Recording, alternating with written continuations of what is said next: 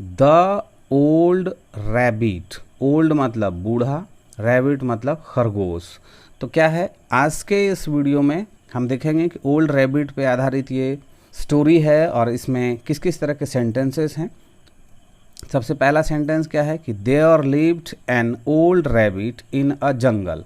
जंगल तो जंगल है, अ मतलब एक, इन मतलब में, रैबिट मतलब खरगोश, ओल्ड मतलब बूढ़ा, एन मतलब एक और लिव्ड मतलब रहता था। और इस देयर का कोई मतलब नहीं होता है, ये सब्जेक्ट में लाया गया है। क्यों लाया गया है, कैसे लाया जाता है, ये अगर आप जानना चाहते हैं तो हमारे देयर की वीडियोज़ को जाके देख लें। तो एक जंगल में एक बूढ़ा खरगोश रहता था। वन इवनिंग मतलब एक शाम या एक संध्या, he was sitting under a tree मतलब वह था बैठा हुआ के नीचे एक पेड़। तो क्या था, वह एक पेड़ के नीचे बैठा हुआ था। ये एक सिंपल सेंटेंस है और ये एक टेंस का सेंटेंस है। टेंस में से ये कौन सा टेंस है ये आपको बताना है। और ये तो सिंपल सेंटेंस है, पास्ट का सिंपल सेंटेंस बोल रहे हैं, टेंस नहीं बोल रहे हैं। A fox saw him and growled. A fox मतलब एक लोमड़ी, सॉ मतलब देखा, हिम मतलब उसे, एंड मतलब और, ग्राउल्ड मतलब चिल्लाया। मतलब एक लोमड़ी ने उसे देखा और चिल्लाया। आइल ईट यू। अब देखिए ये आई और विल का कॉन्ट्रैक्शन है, ये आई और विल का कॉन्ट्रैक्शन है। मतलब आइल ईट यू मतलब मैं तुम्हें खा जाऊंगा। The old rabbit was frightened मतलब बूढ़ा खरगोश, द ओल्ड रैबिट मतलब बूढ़ा खरगोश, वॉज मतलब था, फ्राइटन मतलब डरा हुआ, मतलब बूढ़ा खरगोश डरा हुआ था। या फिर इस सेंटेंस का एक मतलब और होता है, आप कर सकते हैं कि डर गया। तो यहाँ पे था का मतलब नहीं होगा। जब इसका मतलब हो जाएगा कि बूढ़ा खरगोश डर गया तो ये पास्ट इंडेफिनिट का पैसिव का सेंटेंस हो जाएगा। और जब ये बूढ़ा खरगोश डरा हुआ था तब ये एक सिंपल सेंटेंस है। अब अगर इस कन्फ्यूज़न को आप नहीं समझ पाते हैं तो हमारे सिंपल सेंटेंस के वीडियोस को जाके देखेंगे। ऑक्सफोर्ड करेंट इंग्लिश ट्रांसलेशन का जो प्लेलिस्ट है उसको जैसे आप टैप करेंगे तो सबसे पहला वीडियो वही मिलेगा, उसको आप जाके देख लें। बट मतलब लेकिन, ही मतलब उसने, डिड नॉट मतलब नहीं, सो मतलब दर्शाया, इट मतलब ऐसा, मतलब लेकिन उसने ऐसा नहीं दर्शाया। ये एक पास्ट इंडेफिनिट का नेगेटिव सेंटेंस है। He did, he said to the fox.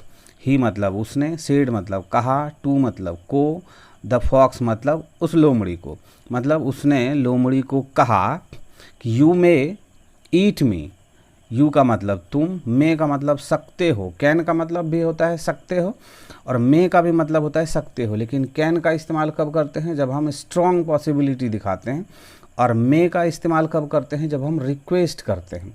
तो यू मे ईट मी मतलब तुम मुझे खा सकते हो। इफ़ यू विश अगर तुम चाहो, इफ़ यू विश अगर तुम चाहो। फिर से देखिए एक कॉन्ट्रैक्शन आया, आई एम बोलेंगे इसको। क्या है ये, आई एम, इसको आई एम नहीं बोलेंगे। जैसे इसको आई विल नहीं बोलेंगे, आइल बोलेंगे, उसी तरह से इसको आई एम नहीं बोलेंगे, क्या बोलेंगे, आई एम बोलेंगे। तो आई एम वेरी ओल्ड मतलब मैं हूँ बहुत बूढ़ा। फिर से कॉन्ट्रैक्शन आया, ये है डोंट, डू नॉट का कॉन्ट्रैक्शन है, लेकिन इसको जब आप बोलेंगे, जब इस तरह से लिखा है तो आप बोलेंगे do not.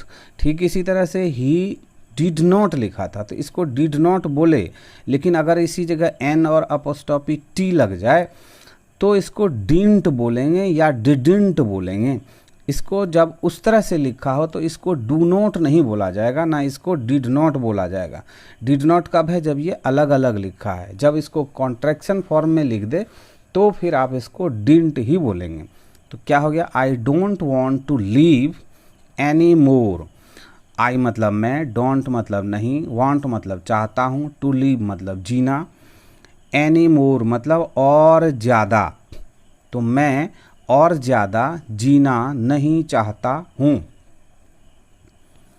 But please, but मतलब लेकिन, प्लीज़ मतलब कृपया।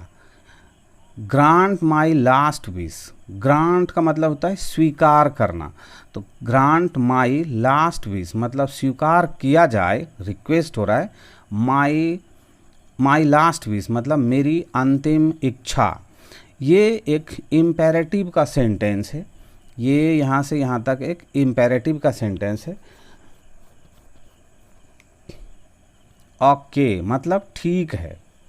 फिर से देखिए एक कॉन्ट्रैक्शन आया व्हाट्स, ये व्हाट इज़ का कॉन्ट्रैक्शन है, लेकिन जब आप इसको बोलेंगे तो इसको what is your last wish ऐसा नहीं बोलेंगे। क्या बोलेंगे? व्हाट्स योर लास्ट विश मतलब क्या है, व्हाट इज़ मतलब क्या है, योर मतलब तुम्हारी, लास्ट मतलब अंतिम, विश मतलब इच्छा, अभिलाषा, चाहत। तो क्या है तुम्हारी अंतिम इच्छा? आस्क्ड द फॉक्स, आस्ट मतलब पूछा, द फॉक्स मतलब लोमड़ी ने, मतलब लोमड़ी ने पूछा। I want to go home and say good bye to my wife. I मतलब मैं, वांट मतलब चाहता हूँ, टू गो मतलब जाना, होम मतलब घर, एंड मतलब और, से मतलब कहना, गुड बाय मतलब अलविदा। अलविदा कहना चाहता हूँ किसको? टू माई वाइफ मतलब को, अपनी पत्नी मतलब अपनी पत्नी को मैं अलविदा कहना चाहता हूँ। सेड द रैबिट मतलब खरगोश ने कहा। ये थोड़ा सा उल्टा लिखा गया है, यहाँ पे खरगोश लिख दिए और यहाँ पे सेड लिख दिए, मतलब कहा, सेड का मतलब यहाँ पे लिख दिए और रैबिट का मतलब यहाँ पे लिख दिए। आप इसको एक्सचेंज कर देंगे, कहा खरगोश ने, ठीक है। द फॉक्स अग्रीड मतलब लोमड़ी, अग्रीड मतलब तैयार हो गया या फिर सहमत हो गया। टू ईट मतलब इसलिए, ऐसा करने के लिए। बोथ ऑफ देम मतलब दोनों, वेंट मतलब गए, टुगेदर मतलब साथ में, मतलब both of them went together मतलब दोनों साथ में गए। The rabbit went into the bro, rabbit मतलब खरगोश, वेंट मतलब गया, इनटू मतलब में, ब्रो मतलब बिल, मतलब खरगोश बिल में गया। द फॉक्स वेटेड आउटसाइड मतलब फॉक्स मतलब लोमड़ी, वेटेड मतलब इंतज़ार किया, आउटसाइड मतलब बाहर, मतलब लोमड़ी ने बाहर इंतज़ार किया। ही वेटेड एंड वेटेड, उसने इंतज़ार किया और इंतज़ार किया, मतलब बहुत लंबा इंतज़ार किया। After a long wait, after का मतलब के बाद, अ मतलब एक, लॉन्ग मतलब लंबा, वेट मतलब इंतज़ार। यहाँ से दूसरा सेंटेंस स्टार्ट हो रहा है। तो एक लंबे इंतज़ार के बाद, ही साउटेड मतलब वह चिल्लाया, ओल्ड रैबिट बूढ़ा खरगोश, कम आउट बाहर आओ। ये कम आउट जो है ये एक इम्पेरेटिव का सेंटेंस है, कम आउट मतलब बाहर आओ। फिर से एक कॉन्ट्रैक्शन है, देखिए आई हैव का ये कॉन्ट्रैक्शन है, इसको बोलेंगे क्या?